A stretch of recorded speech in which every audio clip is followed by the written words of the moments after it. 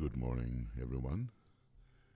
This is Michael, and I'm substituting for Tuya this morning and will be for a few days as she is tending to things in our Little Bear Meditation Center. So this is our meditation on the reappearance of the Christ. It's one of the ones that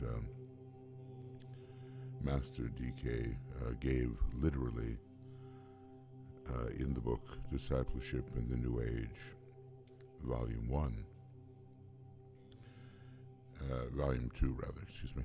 And he said basically that when Thursday comes, we are to substitute this meditation for our normal meditation, at least that applied to the people in his group at that time.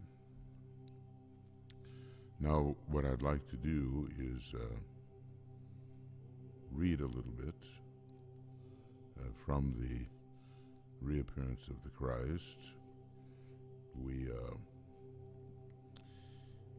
had read last time that for the first time in history, in human history anyway, the love of God was embodied in a man, and Christ inaugurated the era of love. So, we're relating here some of the things which he did and which he can do and with which he will aid.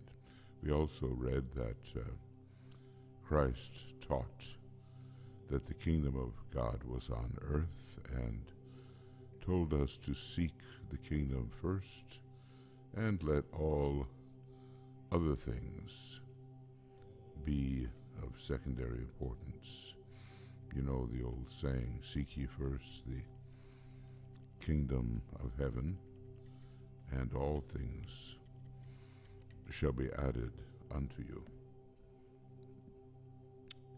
Now we're going to work with the continuation of that, and of course something interesting just happened here. I wanted to be able to give you the text.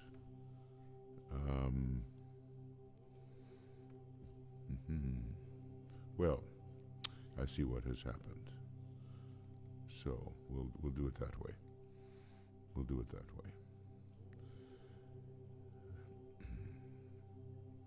All right, I'll go back, and now we will be speaking of the transfiguration, sort of live and learn here.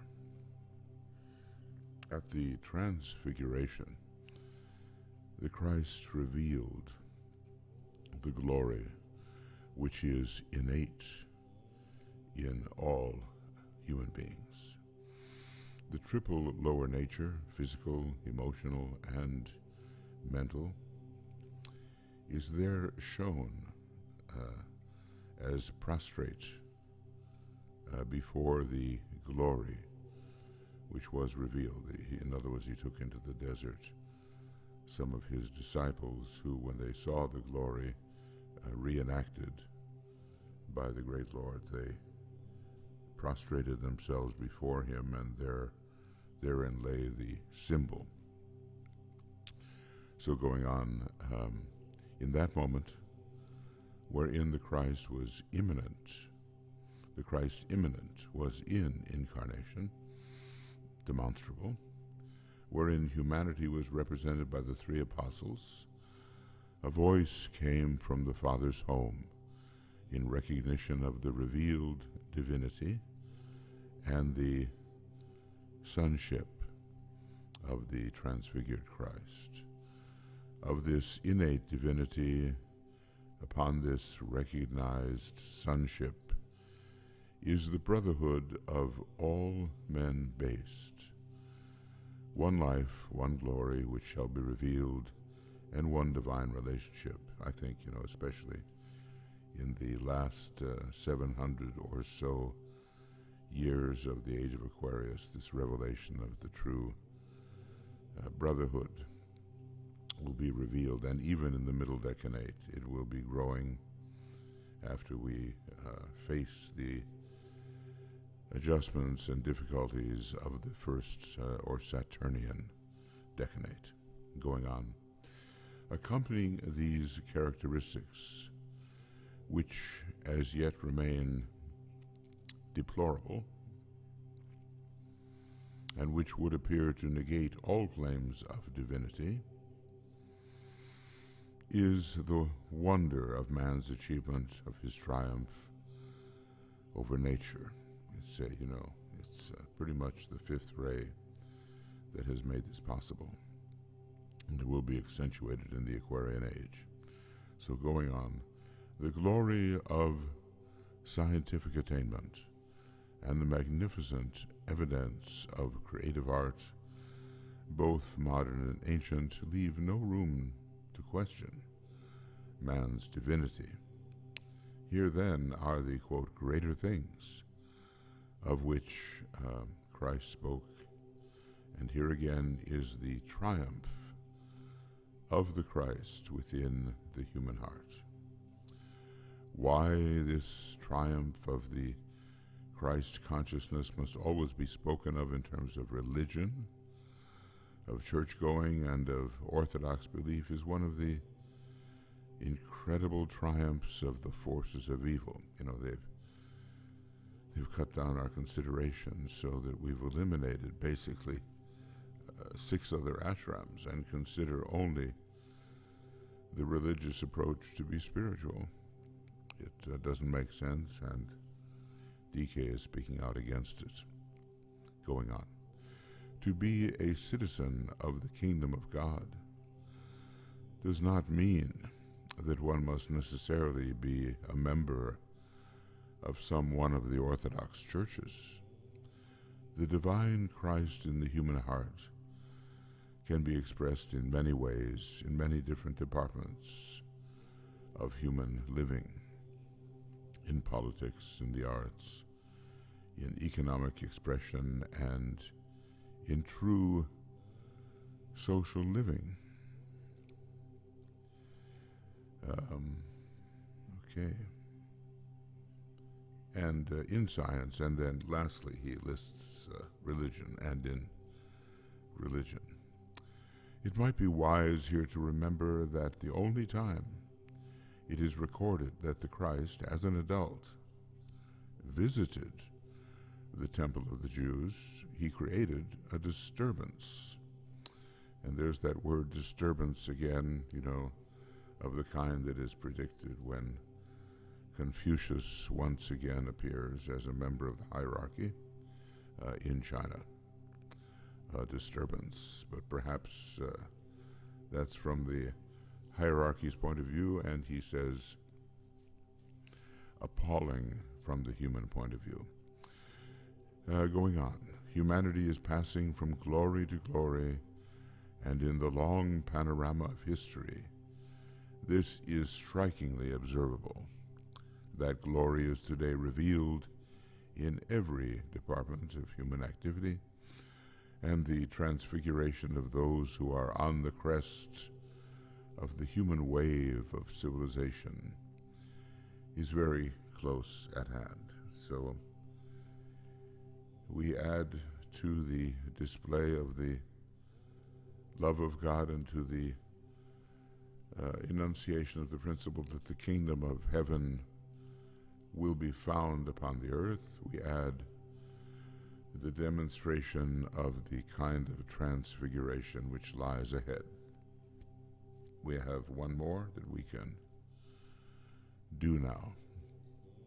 Number 4, finally, in the triumph of the crucifixion, or as it is more accurately called in the East, the great renunciation, Christ for the first time anchored on earth a tenuous thread of the divine will as it issued from the Father's house, Shambhala, passed into the understanding custody of the kingdom of God, of which he was the head, and through the medium of the Christ was brought to the attention of mankind. Now, this renunciation is interesting because in an earlier incarnation, the Christ, as Krishna, had passed through this renunciation. So it was the Master Jesus who was passing through that fourth initiation, but it was the Christ who was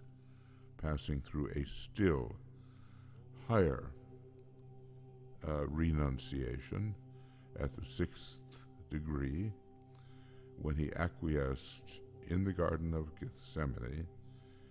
He acquiesced to the will of God, Sanat Kumara in this case, the will of the planetary logos of our planet. So that's a still higher renunciation, and it's called, in one way, the ascension. But you can see that the statement, "Not my will, Father, but thine be done," was very appropriate for that moment of agony in the garden going on. Through the instrumentality of certain great sons of God, the three divine aspects or characteristics of the divine Trinity, will, love, and intelligence, have become a part of human thinking and aspiration. Christians are apt to forget that the crisis in the final hours of the Christ was not spent upon the cross, but those spent in the Garden of Gethsemane. Then his will, in agony and almost despair, was submerged in that of the Father. "Father," he said, "not my will, but thine be done." So this is from Luke 22 and the 42nd verse. Something new, yet planned for from the very depth of time. Let's see if I can get this down a little bit.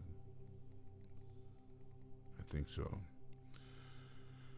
Planned for from the very depth of time happened in that quiet garden. Christ, not the Master Jesus, who was not yet a master, he was the initiate Jesus, but not Jesus, but the Lord Maitreya as Christ. Christ representing mankind, anchored and established the Father's will on earth, and made it possible for intelligent humanity to carry it out. Hitherto that will had been known in the Father's house.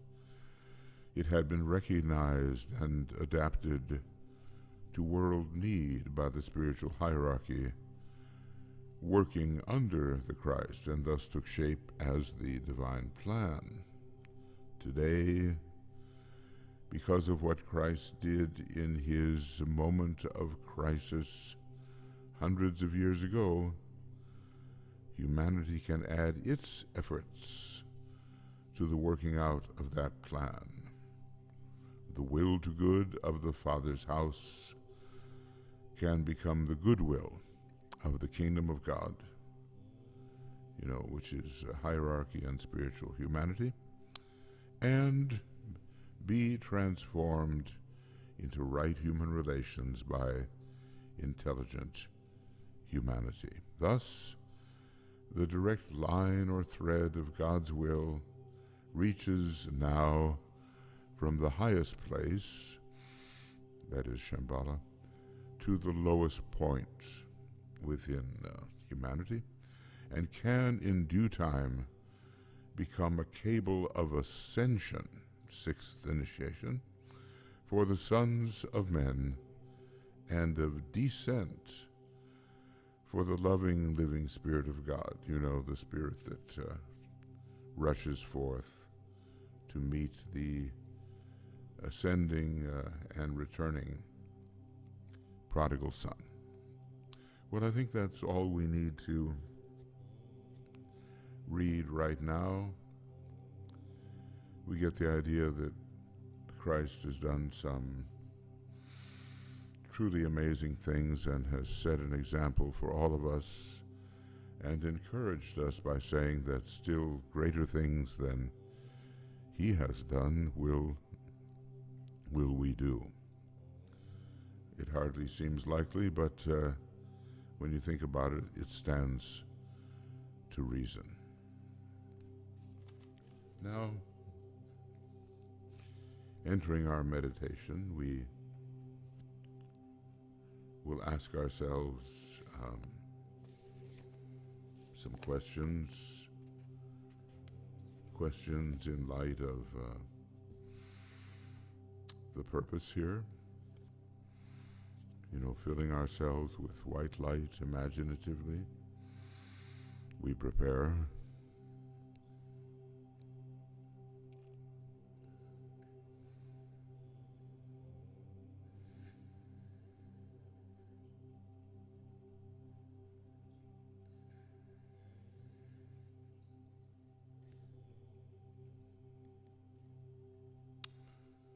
And we proceed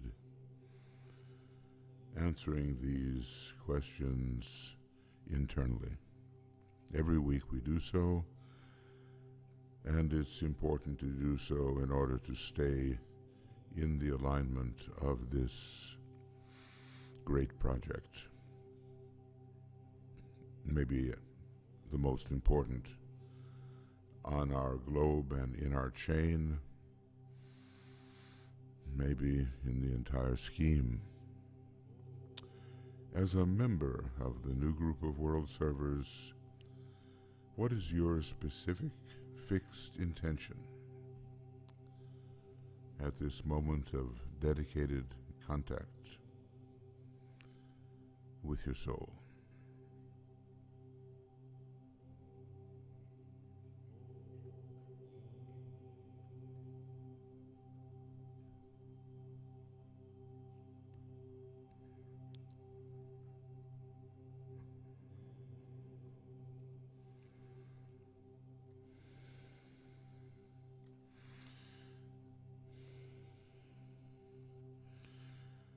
We ask further,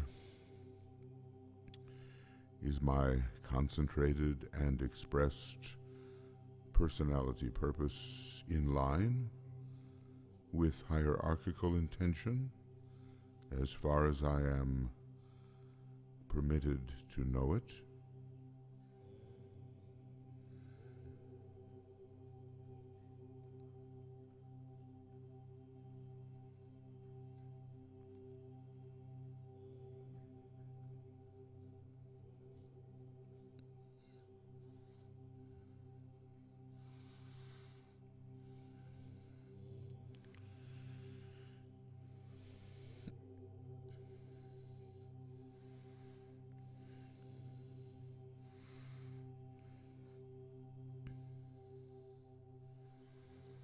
And the third question, have I, in my own personal daily life, earned the right, because of definite effort and not so much because of success, to stand with those servers who are now undertaking the work of preparation?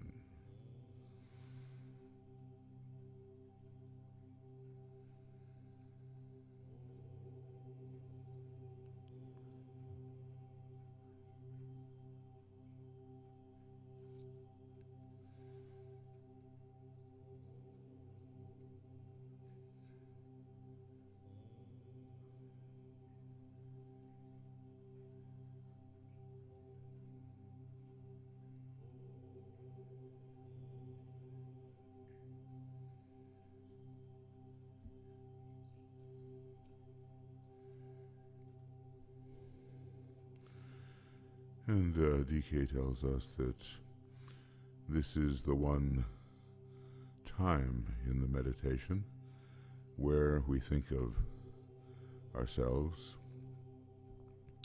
And it is part of this meditation because it is a method of personality-focused attention and aligns our personality upon the mental plane. So, having answered these three questions, in the light of the soul, we continue with a very important mantra. It's a kind of a mantra of commitment to that which is most important at this time. Forgetting the things which lie behind, I will strive towards my higher spiritual possibilities.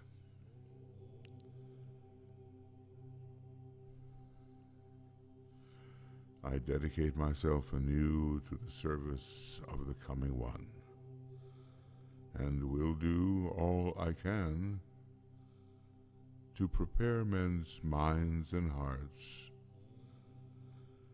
for that event. I have no other life intention.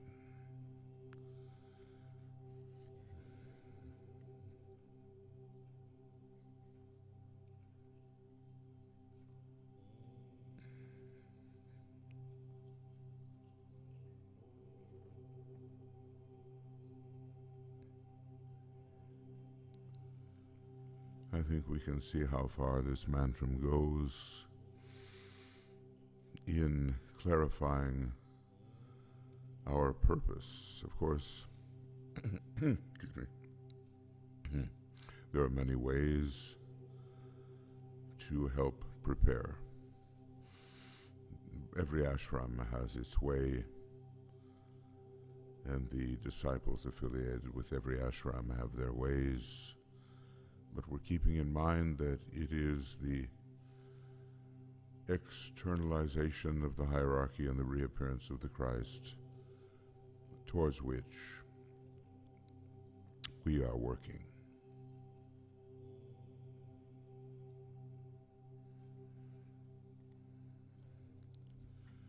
Now, in the next stage of the meditation,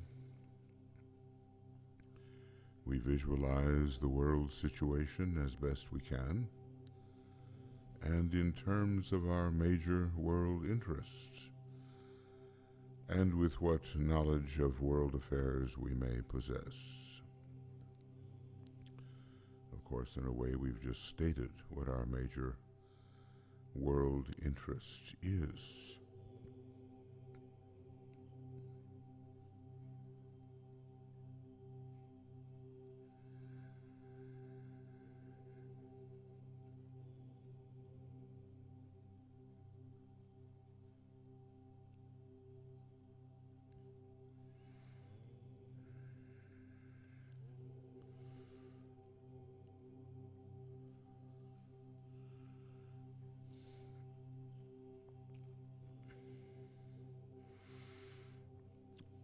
We visualize here a progression of light. We see the mass of men everywhere glowing with a dim light.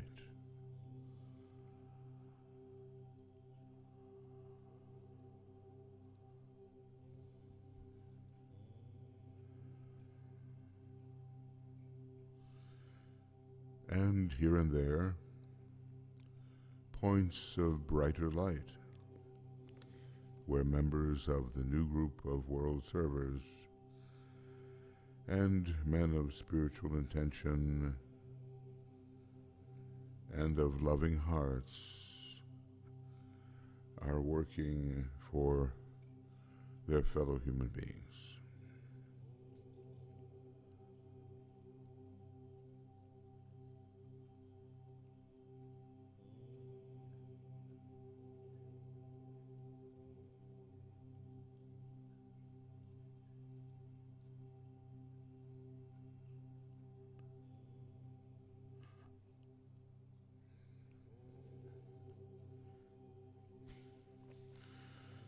And then, in the third stage,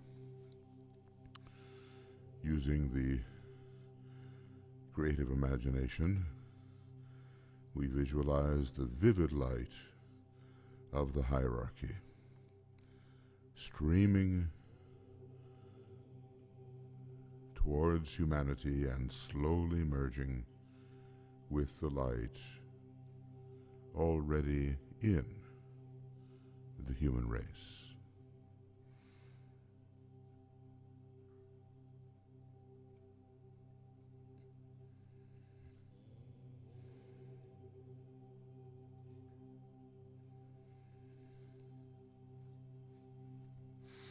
And as everything brightens, we say the first stanza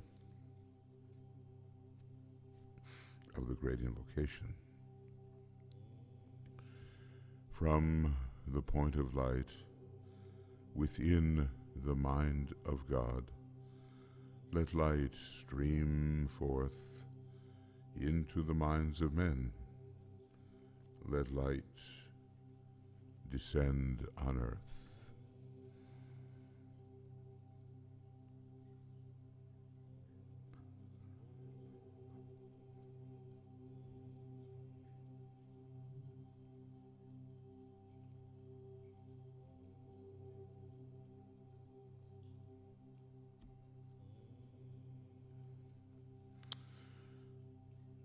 And then we ponder on the reappearance of the Christ, realizing that no matter by what name he may be called in the many world religions, he is still the same great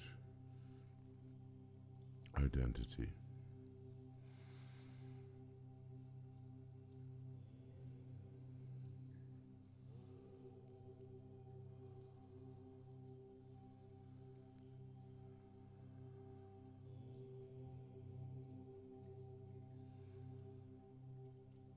That, of course, will come as a surprise to many who look for the Christ in a specific form that their particular religion has presented. So we then reflect and speculate upon the possible results of his appearance.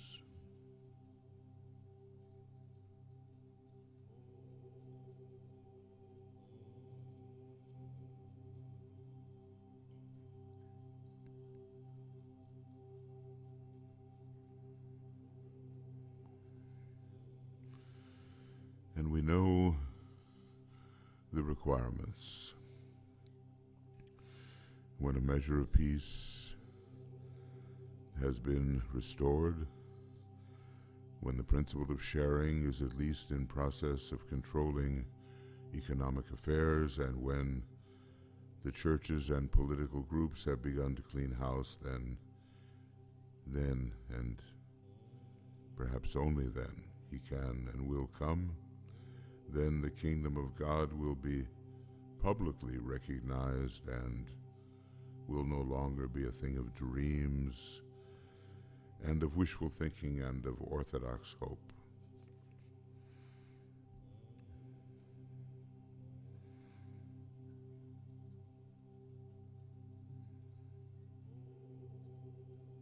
So we know something of the steps that humanity must take before the door is opened to the Christ to make his reappearance. Otherwise, were he to come before that time, it would cause a major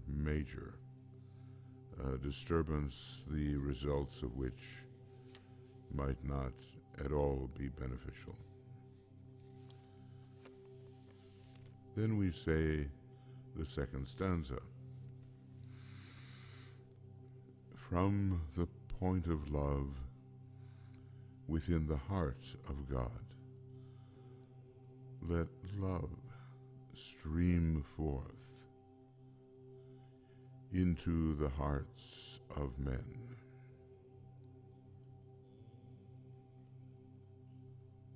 May Christ return to earth.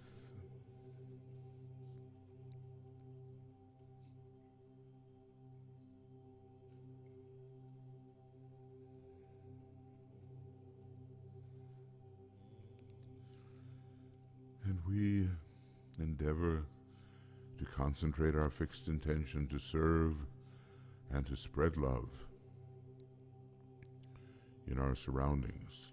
Think of that, and how often we may be spreading the love when we have the opportunity.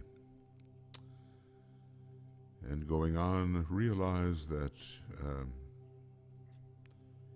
insofar as we can do these things, we are attempting to blend our personal will and the divine will.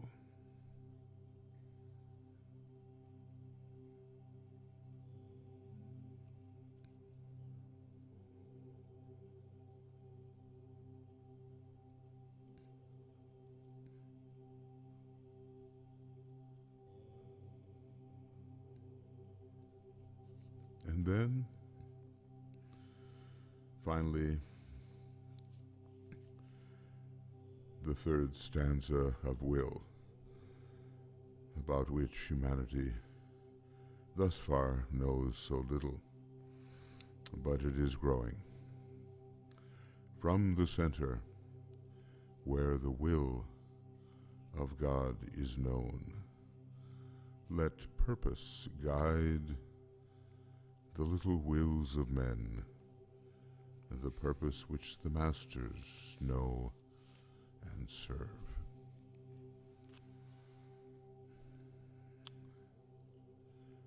So we attempt to live a life guided by spiritual purpose, and even in our group forms via divine purpose.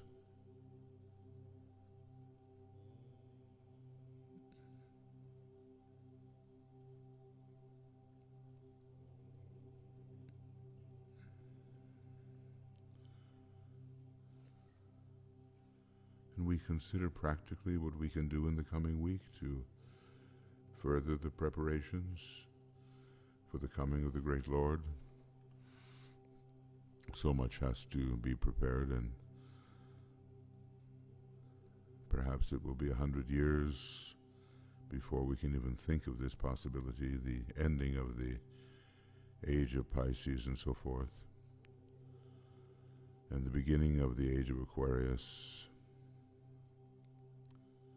But even now, the human mind has to be educated in the real possibilities and not in the system of mere belief and expectation of heaven as one's reward for belief. There's more to it.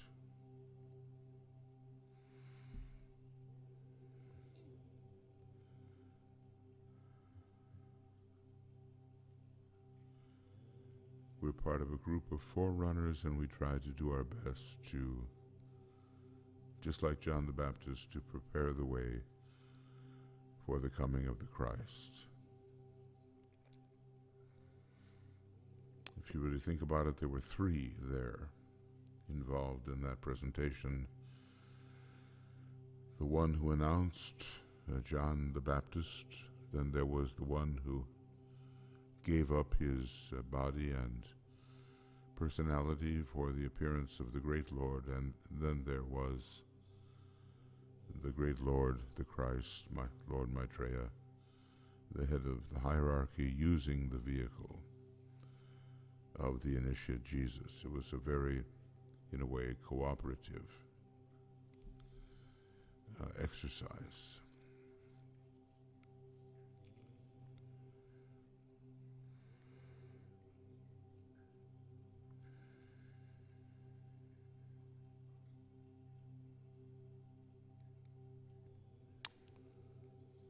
And in the presence of the Christ, we respond to his vibration and commit ourselves in his name. We have gathered in your name, Lord Maitreya. Be with us.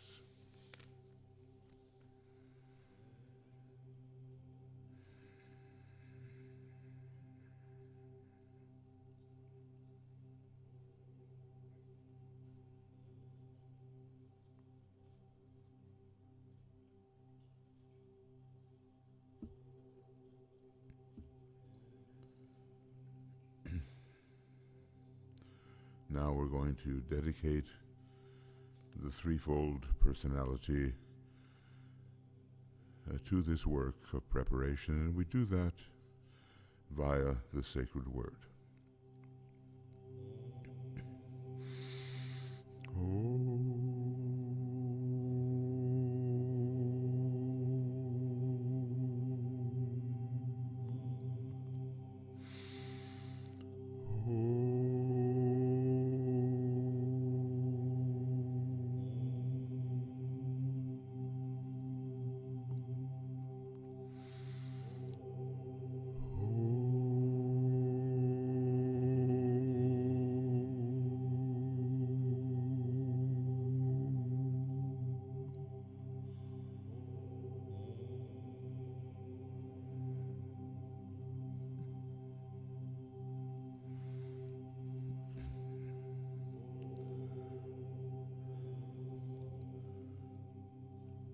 Thank you, friends, for your presence, your participation. Tomorrow our work is with glamour. It'll be the morning work, and there is so very much of it. We have to undercut it and use the age-old methods to try to dissipate and be rid of this, I guess I can only call it a menace to the freedom of humanity and its ability to see the truth.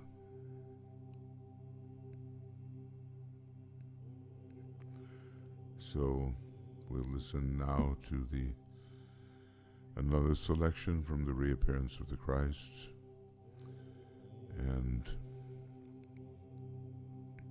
realize that this is the direction of salvation for humanity.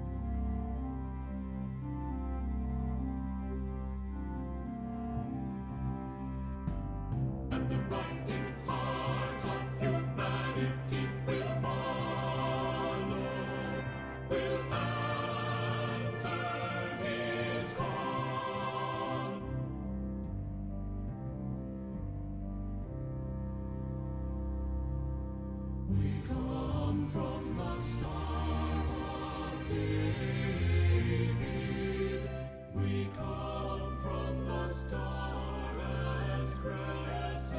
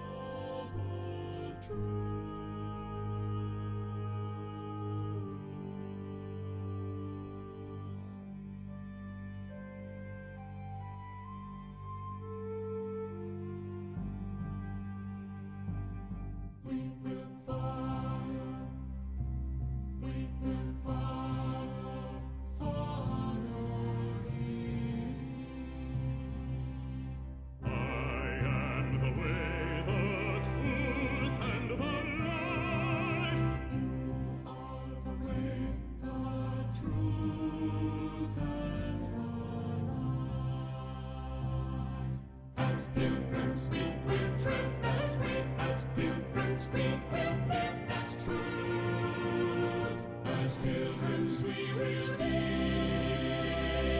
That life revealed in Him.